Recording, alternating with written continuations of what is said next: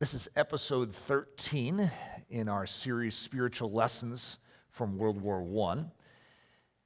For those of you that have missed the first 12, I have to admit it would probably be a little strange just sort of stepping into this message. I always like to design the messages as sort of standalones, but there is a building process because World War I isn't a very familiar piece of history for most people, and I'm not sure why that is, because it is so defining for the world in which we live, and yet I think it just got trumped by World War II somehow. And that isn't to say that everyone knows about World War II, but I think we know more about World War II. And but the setup and the behavior of the nations together, which is going to interlock, sort of lock horns in the ultimate battle called the Great War, the war to end all wars, that's literally the perspective everyone had, is so interesting to look into. And yet, it's not just looking into one nation and the leaders of one nation and the politics of one nation. It is the coalescing of nations. And so, as we've been going through this, we've sort of hopped around a little. We've spent a little time in Great Britain, a little time in Germany, a little time in France, a little time in Belgium, a little time in Russia. And we're sort of beginning to put these pieces together. Technically, we had a little time in Sarajevo when a gun went off and the Archduke Franz Ferdinand got shot, which, of course, is going to be a trigger point for this whole thing. Today, we're going to go in a very unusual direction. In fact, I would say if we were going to sort of have a vote of what are some other nations that maybe were in this war, you could use your mind and sort of, try and picture the European landscape and say, let's see. And you might say Turkey. Yes, you're right, but that's not what we're going to talk about today. You could even go as far as Japan, right? And you'd be right. Japan was in World War I. However, most people are not going to guess this nation. And yet this one is going to play a very, very interesting role. And I feel like compelled to set this stage or this puzzle piece in place in advance, because it is going to play a big, big role when we get to 1917. And so we're in 1914 right now, and it is playing a big role, but in a different way. And so let me just sort of move forward, and you'll figure out what country I'm talking about. This one's part 13, the Meddling of William. You guys ever heard of William, right? Now, his name is Wilhelm II, Kaiser Wilhelm, but we've been calling him William just because it comes, off the tongue a little more smoothly. And someone in one of the podcasts, a feedback podcast, was thinking that it's going to go from Wilhelm to William to Billy, I think was his suggestion. So we haven't gotten that far yet. But he is going to be an interesting player in the story today. We're going to give a little more background on William. We're sort of putting this picture together, this portrait together of this emperor or this Kaiser, Caesar, Tsar, the word used, basically king of the Germans. And this is in the times of monarchies and kings that we're entering into, that we're sort of ending. World War I is going to end most of that. And for instance, the Kaiser, by the end of World War I, is going to be deposed. He's going to abdicate his throne. And so all of this grandeur and this kingly, regal romance is going to cease. Part 13, the Meddling of William. Mexico. Now, who would have ever guessed Mexico would have something to do with World War I? But the reason it does have something to do with World War I is because the Germans don't want America to have anything to do with World War I. And so when I say the Meddling of William, I mean the Meddling of William. This guy is something else. I mean, he's a work of art, really, but it's sort of like one of those kid art, that you stick on the refrigerator. He's just sort of an unstable character that doesn't see his instability. He just doesn't get it. He doesn't understand why what he says offends people. He can't figure out why that when he mocks a ruler of another nation, that other nation doesn't like him. He just can't figure it out. He calls this ruler fat, this one a dwarf, and everyone gets mad at him. So Bulgaria is mad at him, the French are mad at him. It's like, what did I say? And he doesn't quite get it, that he speaks too freely, he lacks discretion, And he says all of his plans. He literally just, the Times will come over from the United States and he'll spill all the beans of what he's planning on doing. And there was this one interview with the New York Times before World War I. And this is in the days of Theodore Roosevelt.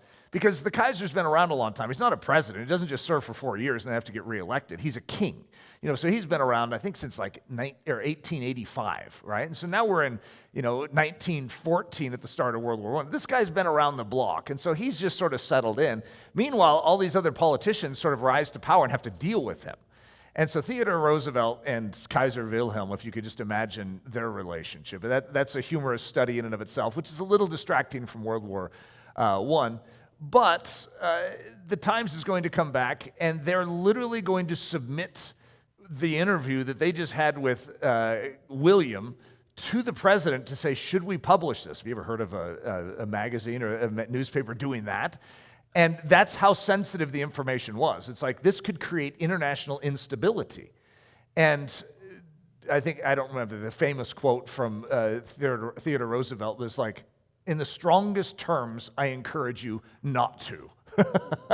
And so, the guy he says things way too freely, right? And he is a meddler. So Mexico, an unexpected country to blend into the tapestry of World War I. So, a picture of the United States in 1914. It's interesting to see the Dominion of Canada up at the top, right?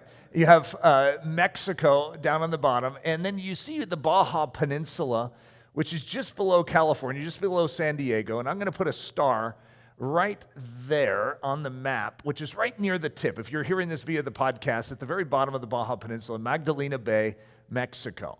And so we have this unique tension that is going to be created here. This is an ideal naval port. It is. It's just like this great bay structure for a naval operation. And someone is going to have their eyes on it. His name is William II. And he is going to personally, under the cover of a private purchase, want to purchase Magdalena Bay. It's up for sale. And when it's found out that he is trying to buy it, things go south a little. However, you're going to see a posturing from Germany where they are way in advance. They know that they have der Tag, they have the day. That's in their future. And so as a good German would, they're going to plan. And one of their biggest issues is they do not want America in this war. When the Europeans go to war, they do not want the United States getting involved. And so there's a long conspiracy that is being worked on, a long plan to actually distract the Americans. Now, if I stop right there, I just want you to know that there is something very true about what I just said, but not just in the landscape of World War I, but of your life. You see, there is something that the enemy wants to distract you from. It's a bigger picture purpose for your life. And if the devil can get you swamped and distracted in smaller skirmishes, he's won. And so he wants to distract you with, in this case, a Mexico. So introducing the meddler, William II. So if you haven't seen a picture of William II, there's, with his famous mustache, can't you just sort of see his personality even just coming out of that picture too? He's trying to act tough, okay? That would probably be one of the best ways of saying it, is he wants everyone to think that he's really fierce and that he would go to war at a drop of a hat. But he technically doesn't want to. He just wants you to think that he does. It's sort of the way that I was in my high school days, where you want people to think that you would beat them up if need be. I know this is going to sound strange. It's like, I don't know that, Eric, I've ever wanted that. However, when I was in public school, you sort of want to give off the vibe that you're a tough guy, and if you mess with me, you're going to end up being roughed up. Of course, Eric would never hit anyone, right? But I still want people to think I might. See, there's a little William II in Eric Ludy, and so when I study him, I'm like a little chagrined over. It's like, because all of us can have this same propensity. So Barbara Tuchman says this, and actually, throughout this entire book, entire message, I'm going to be quoting from the Zimmerman telegram, not from the Guns of August, but I forgot to switch out the graphic, so she has another book called the Zimmerman telegram. So Barbara Tuchman says this: it was his task, speaking of William, he believed, to preserve the balance of Europe. Indeed, but who but he in Europe was equal to it? He had a very, very high opinion of his international intelligence and his foreign perspectives on things. Europe needed a mastermind, continues Barbara Tuchman, if it was not to fall apart under the fumbling of these petty bureaucrats. Dynastic rulers were the only persons fit to manage international affairs. But really, it was not fair the whole burden should fall upon him. Immediately, the Kaiser, a man of volatile moods, felt deeply sorry for himself. Alone, he shouldered this terrible burden, and no one realized how it weighed upon him. He must bravely carry on, misunderstood, unappreciated though his efforts were. In other words, he feels self-pity a lot. He has massive mood swings. One day, he's as happy as anything, and the next day, he's down in the dumps. But he's very vulnerable to self-pity because everyone seems to misunderstand him. And the good things he's trying to do to save the world, really trying to make Germany the most powerful nation on earth, but in his mind, he's saving the world because he convinces himself that when he's finagling in another person's affairs or another nation's affairs, that he's doing it for their benefit. Like he got his cousin Nicky, remember Nicholas II, the Tsar of Russia, into a battle with the Japanese, which is the Japanese-Russian War. And in 1905, guess who's going to be defeated? The Russians are going to be publicly humiliated. And guess who's behind the scenes poking Nicky to go defend his borders and to go put the Japanese in their place? And it's going to destroy. It's going to be the first breakdown of the Russian Empire. And who's behind it? Yeah, William. Okay, William is always behind these things, and he feels misunderstood, that he has to carry all these weights. He has to deal with Russia, he has to deal with encirclement, he has to deal with France. He's always giving counsel to every nation. He's always meeting with their leaders and telling them exactly how they should rule their nation. And it's always a little German slanted. In other words, it always seems to come out in Germany's favor, and every one of the rulers knows that when they're talking with them. Sort of like, you actually think I'm going to do that. And the only one that ever takes this advice was his cousin Nicky, Nicholas II. And I don't know that Nicholas is going to be taking his advice anymore. I think he's blown it worldwide now. The yellow peril, the dire warning from William. So William, again, he prides himself as sort of being this mastermind of, foreign intelligence. And after the Russian-Japanese War, he is going to begin to realize the Japanese are a lot tougher than anyone thought. And so he's going to sort of coin the phrase yellow peril. Now, I don't want to try and defend William at all. Almost everything this guy said sounds very racist in our ears today. I mean, the way he speaks of the Slavs, the way he speaks of Asians is not healthy. Okay, I'll just say that up front. I'm not giving any quotes about it. But even the term yellow peril, I'm sure, could be somewhat offensive, around the edges, and it probably should be. There's nothing really that healthy about this entire perspective. But his concern was that the yellow peril, which was the strength of the Japanese, was going to overtake all of Europe. And so he had a painting drawn up of Buddha riding a dragon, and there were 7 countries, sort of depicted as women that are, trying to stave it off. And then he created this a lithograph of it and sent it to all the leaders of Europe so that they could stand with Germany against the yellow peril. Of course, in the picture, Germany is the hero, with the sword drawn. The others are sort of looking to Germany like, what should we do? And of course, that's a great picture of the way William sees himself too. But he is going to coin this phrase, the yellow peril, and in a strange way, he is going to create the yellow peril. It's really interesting how this works, because what is going to start out as just sort of his imagination is going to then turn into a very real thing. And the Japanese are going to become a peril as you begin to recognize and sweep into World War II. this is a very real thing.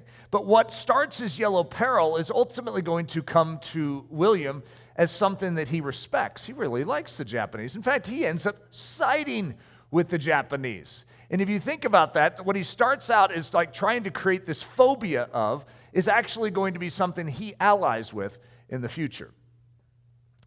So Barbara Tuchman says this: seized by the brilliance of his conception, the Kaiser caused copies to be engraved and presented to all the embassies in Berlin and to royal relatives of the various reigning houses and other distinguished persons. So this painting is going to go all over the place. William's forays into personal diplomacy often dismayed the European chanceries, in some of which he was known as William the Sudden, because he swung wildly between feelings of persecution and a rosy optimism. No one ever knew what to expect of the German emperor. War games with William. Just make sure the Kaiser always wins. So the term war games, what a nation will do in its military, it will practice maneuvers, or even like on a big board, it'll move and it'll create scenarios and see who wins. And when the Kaiser would play war games, he always had to win.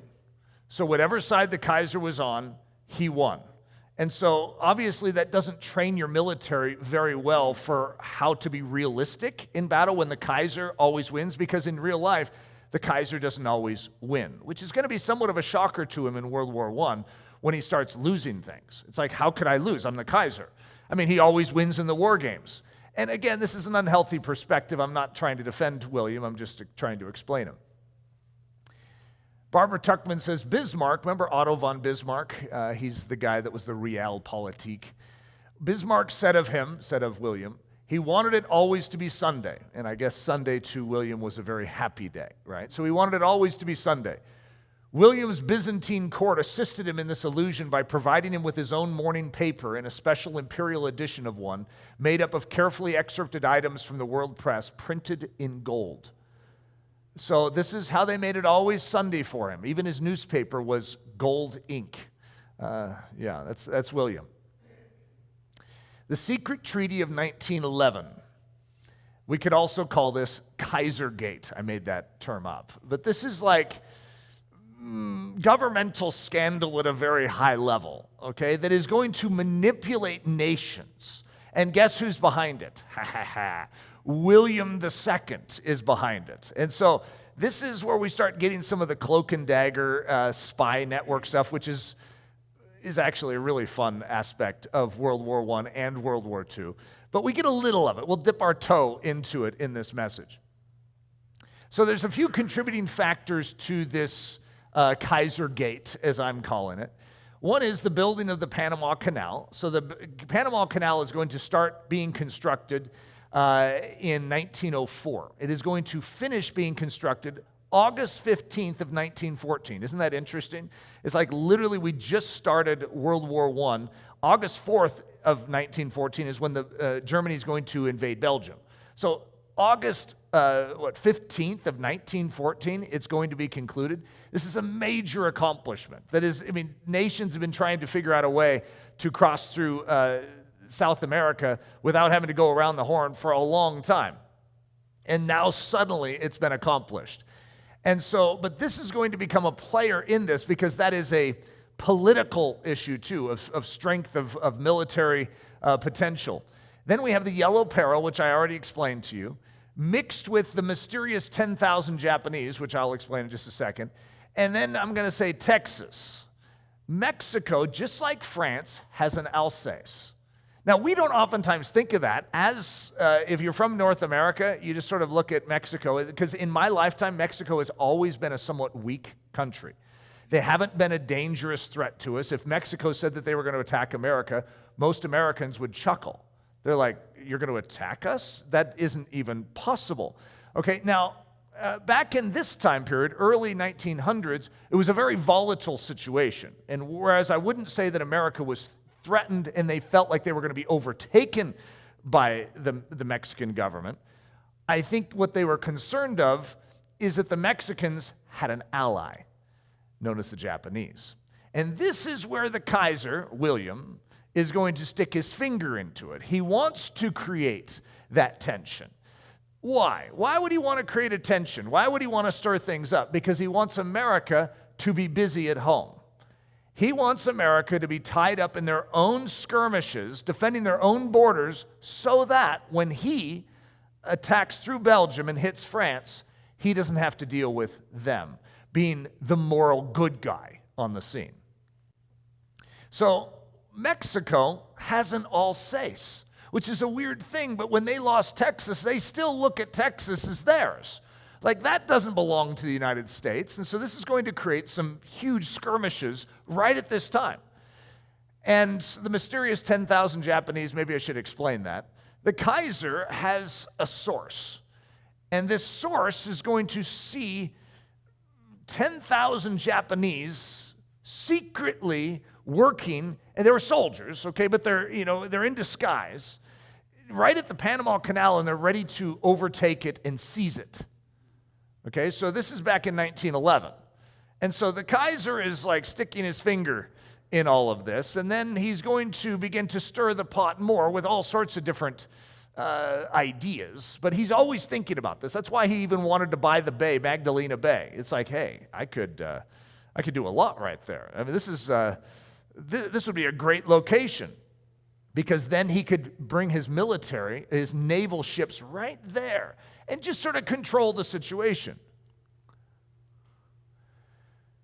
So Barbara Tuchman says this: William's vigorous imagination envisaged the United States and Japan locked in conflict on a battlefield in Mexico. He saw the most fortunate results for Germany. So what he wants is he wants Japan. Now, why would he want Japan? Because Japan has just signed a treaty with Great Britain.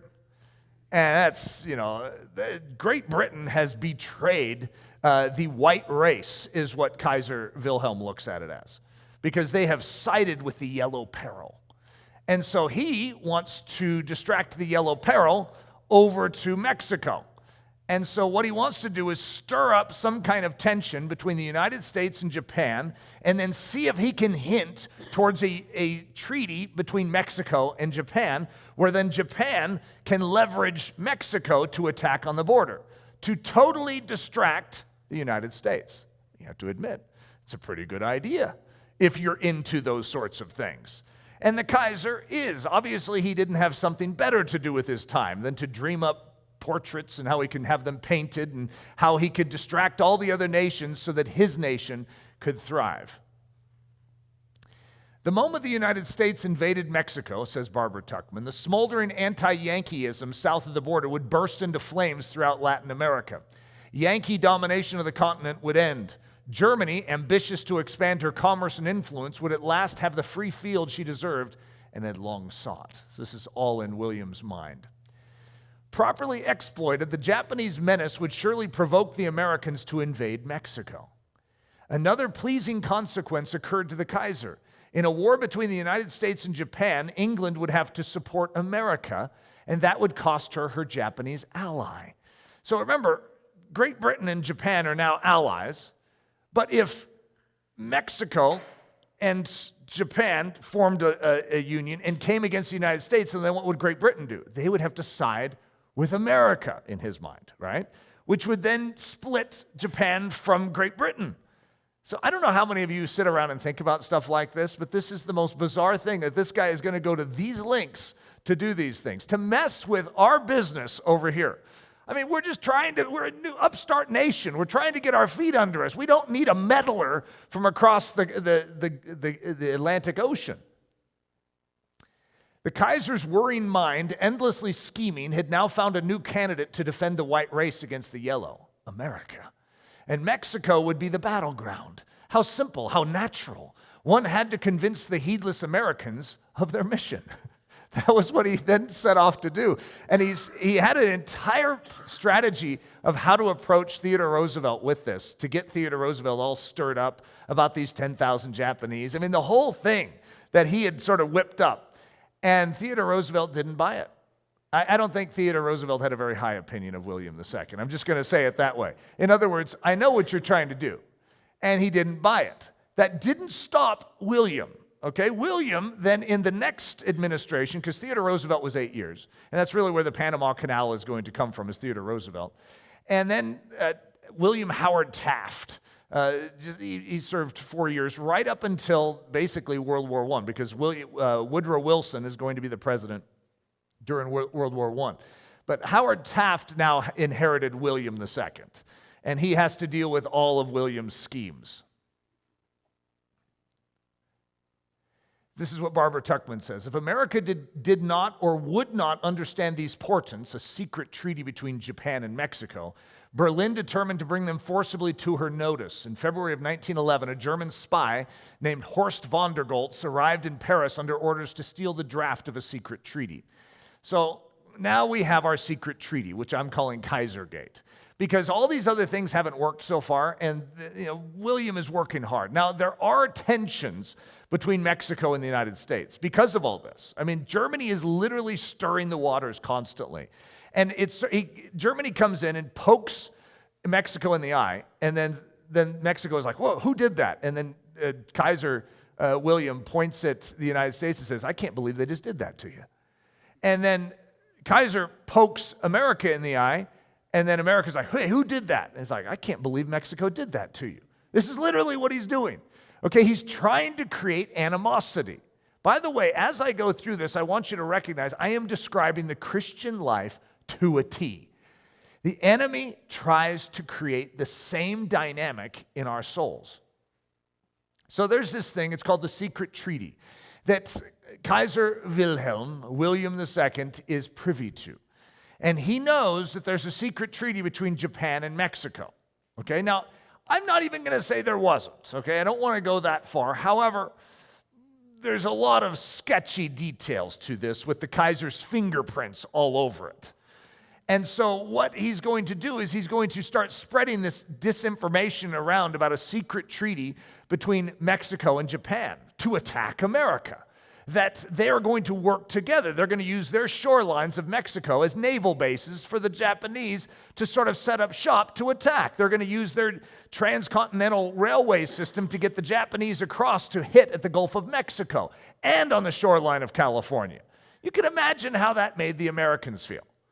Okay, this is going to create an anti-Japanese sentiment, which is going to actually then sponsor a real conflict between America and Japan for the next decades.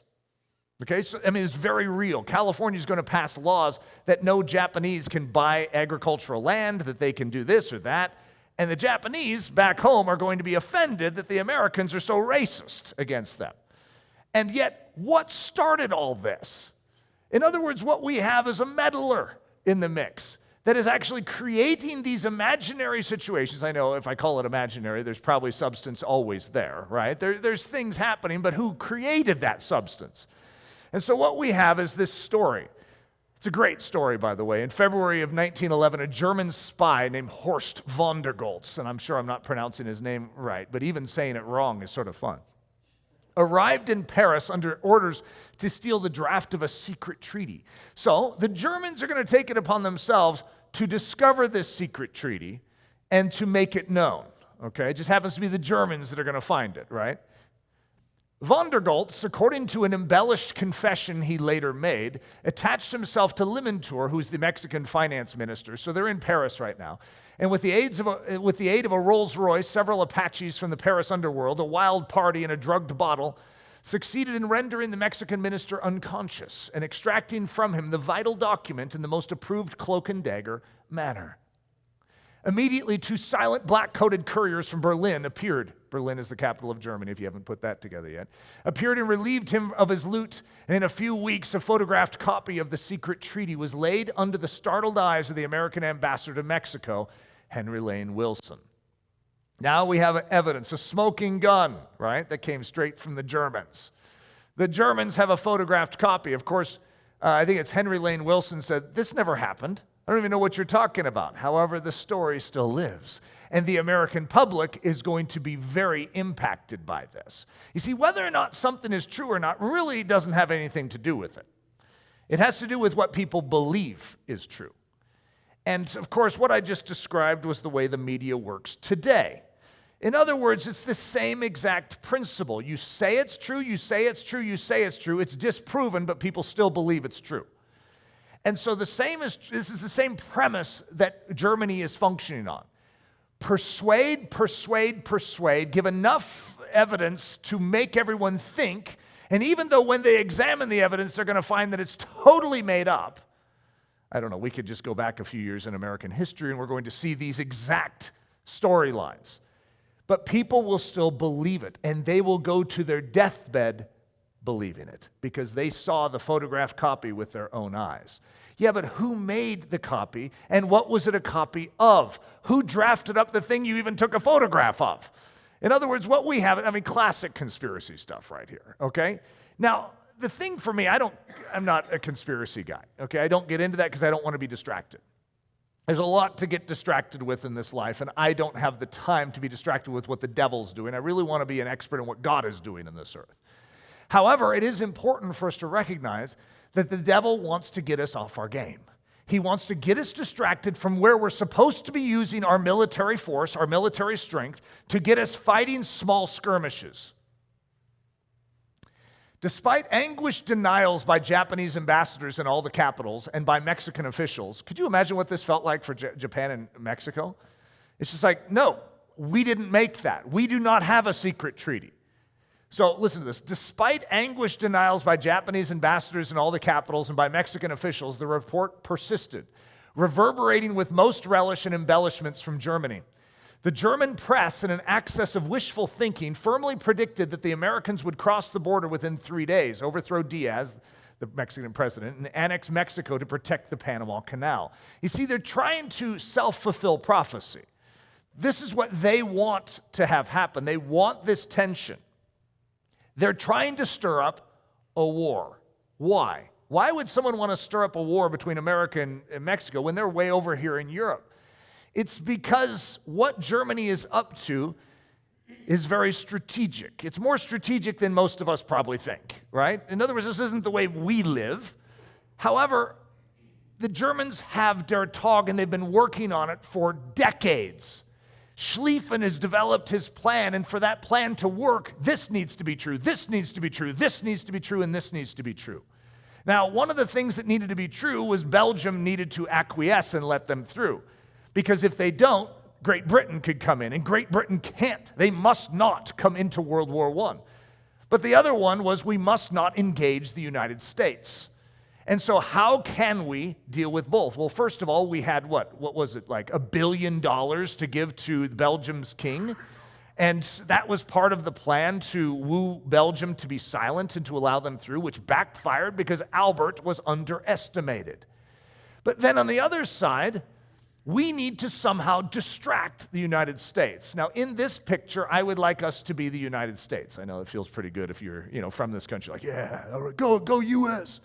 However, we are very distractible. It's interesting because every nation in World War I and World War II seems to have commonalities between both wars. It is odd. Like if you look at Germany between World War I and World War II, they think the same in World War I as they do in World War II. It's like the same people, you'd think.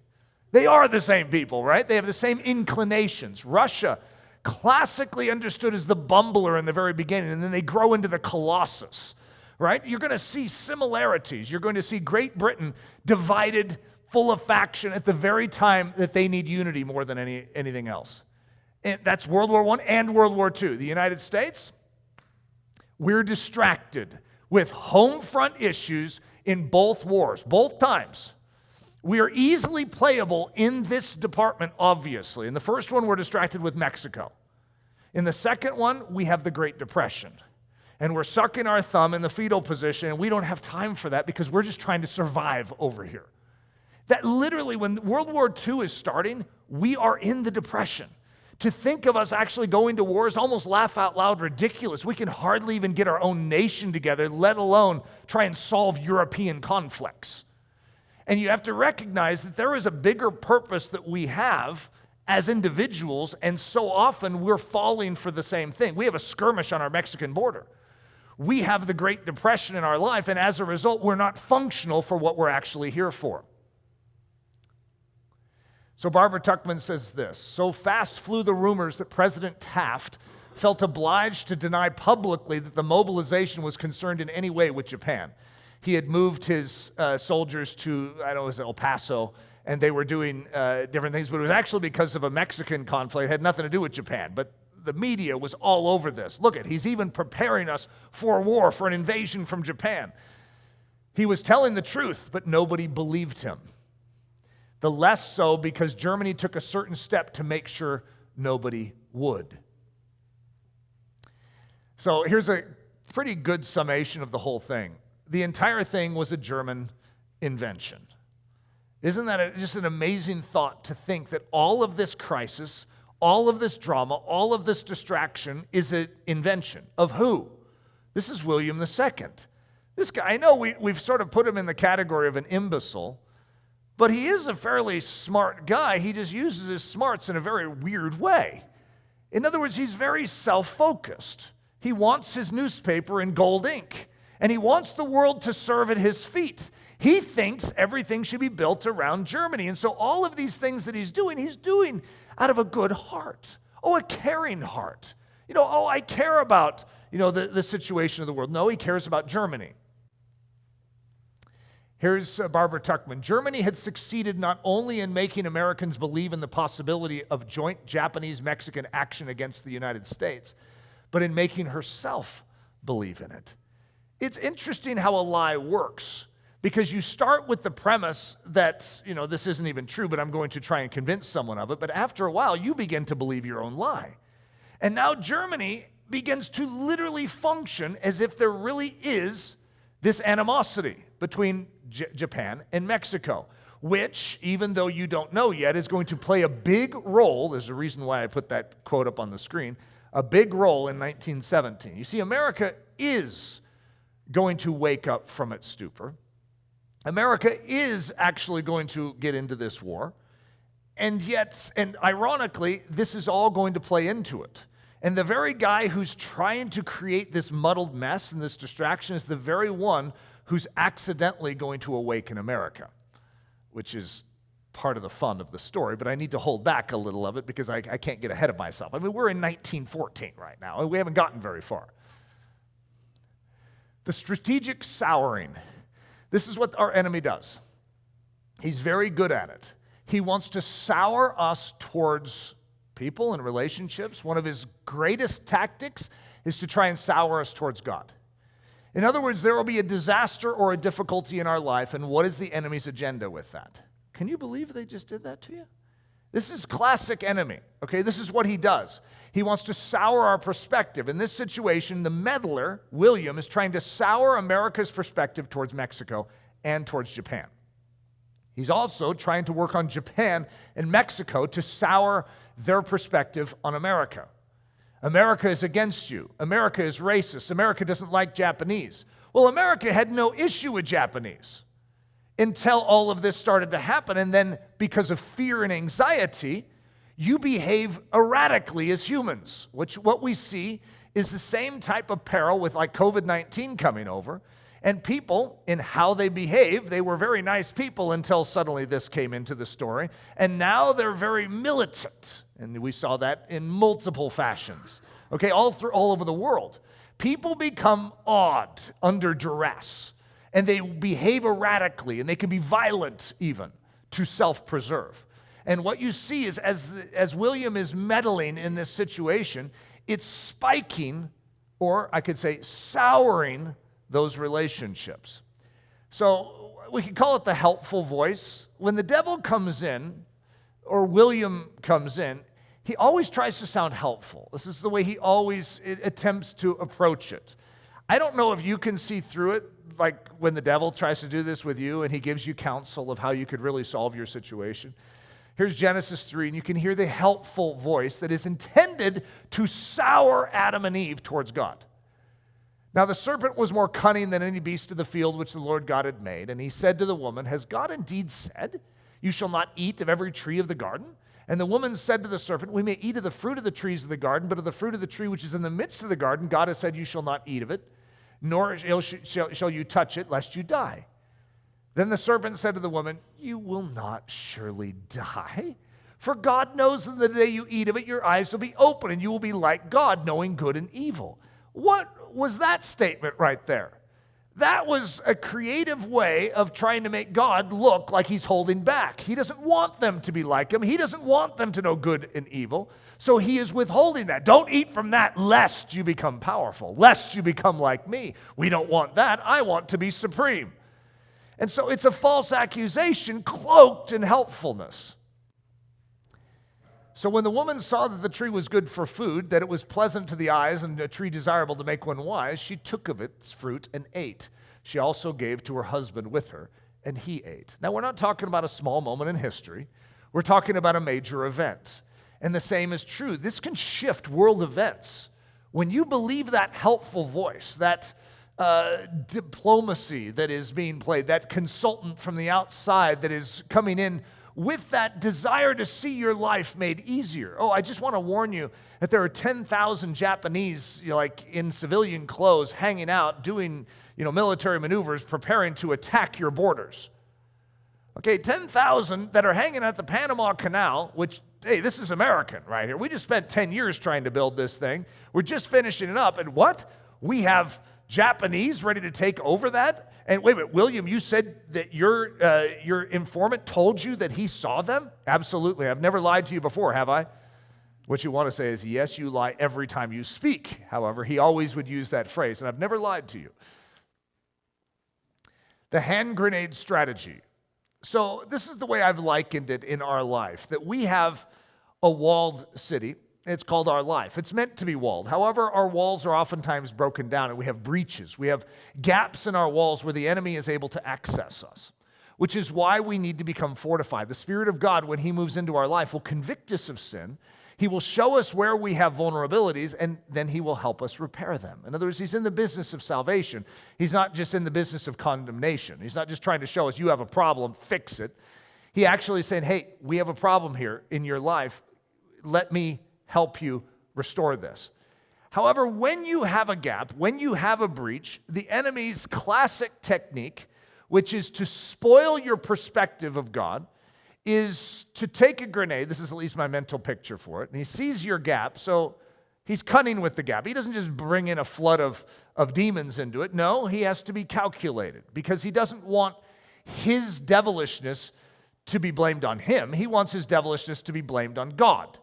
So he takes the pin from the grenade, rolls it in, hides behind the corner.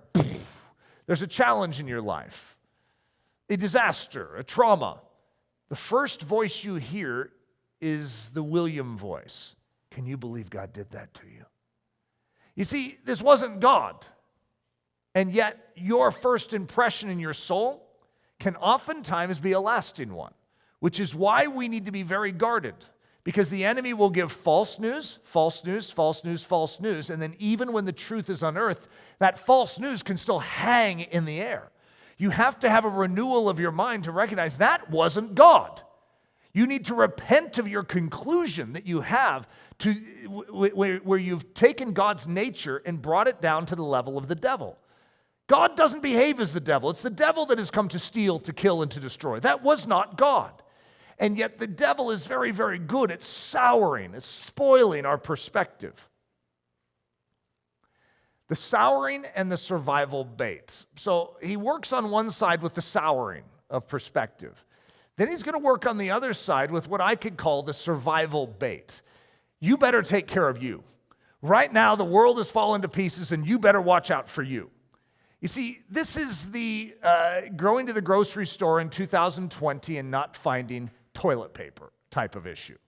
Okay? Human instinct in a time of crisis is to rescue themselves. This is the opposite of what Jesus does, and this is the opposite of what Jesus does in and through us.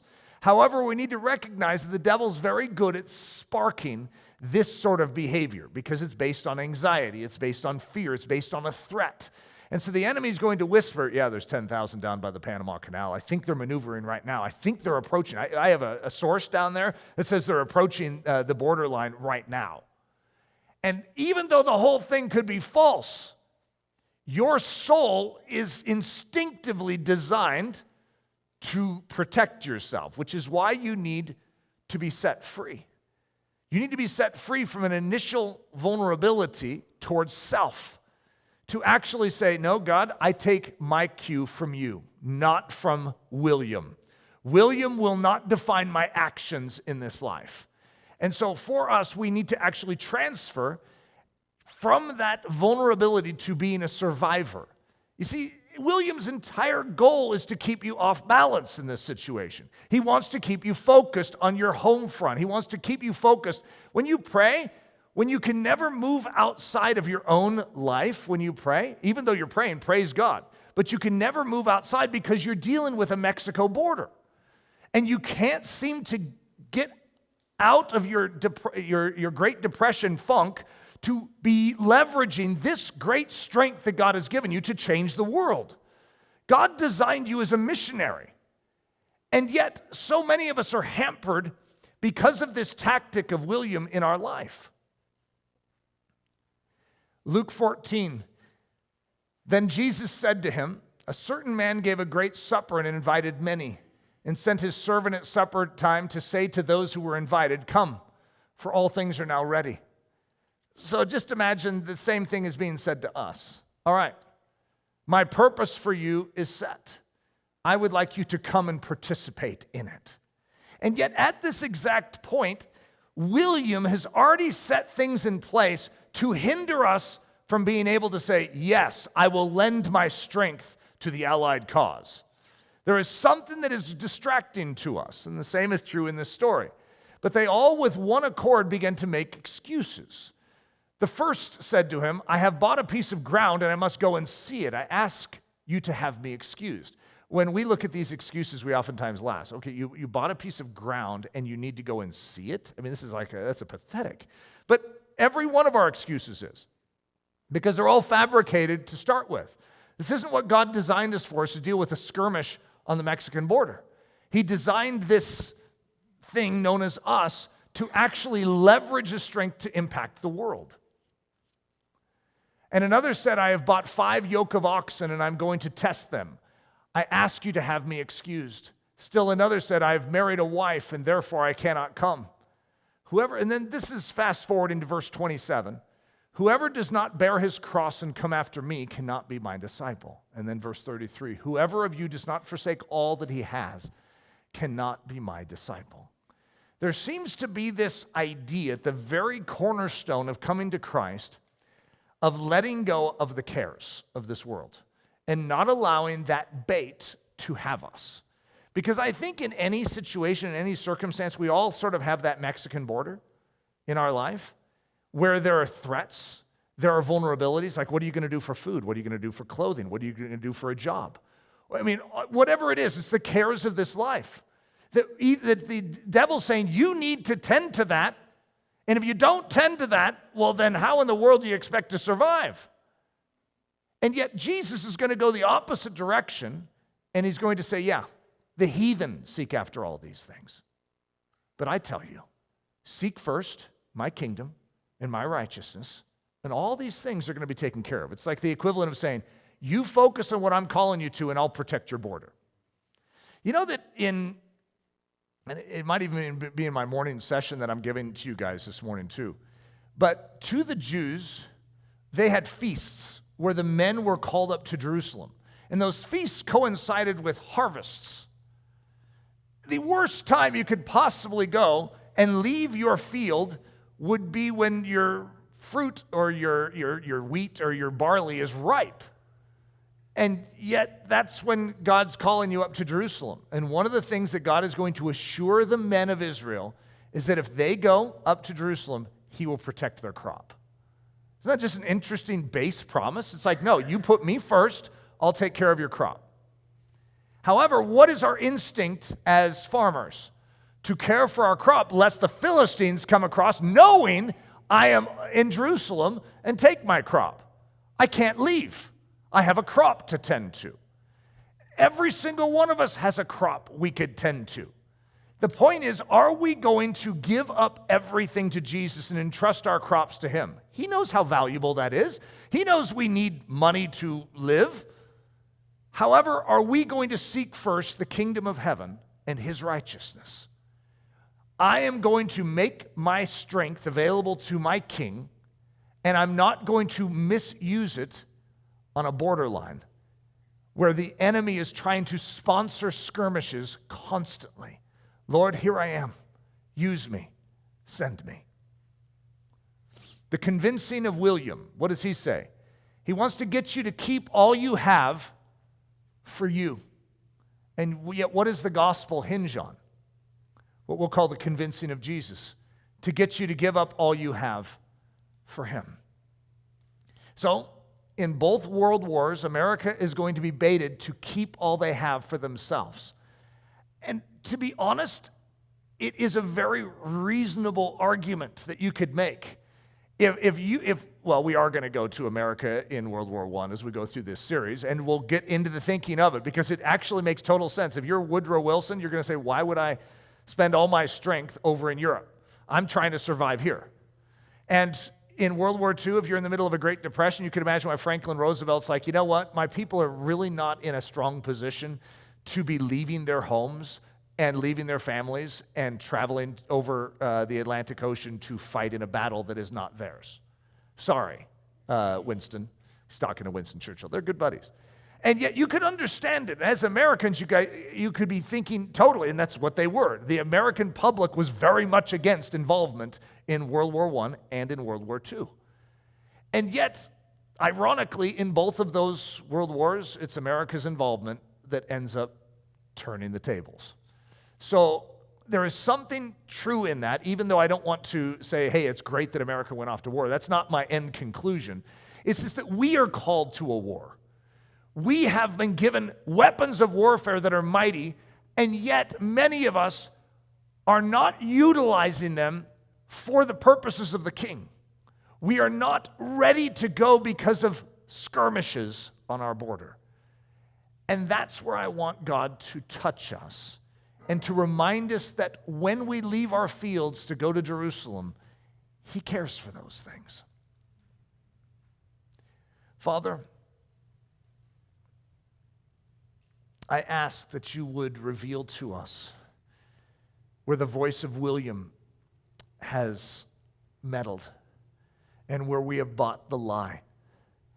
Lord, I pray that you would free us from these local skirmishes in our life and set our feet upon solid ground so that we could live fully for you, that we could function according to a higher purpose.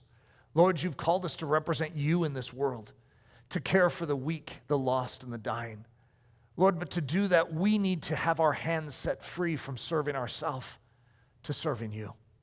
So, Lord, where we need that fresh encouragement today, where we need to be set free from our own ills, our own issues, our own weaknesses, I pray, Lord Jesus, that you would do precisely that. We ask this in the name of Jesus Christ. Amen.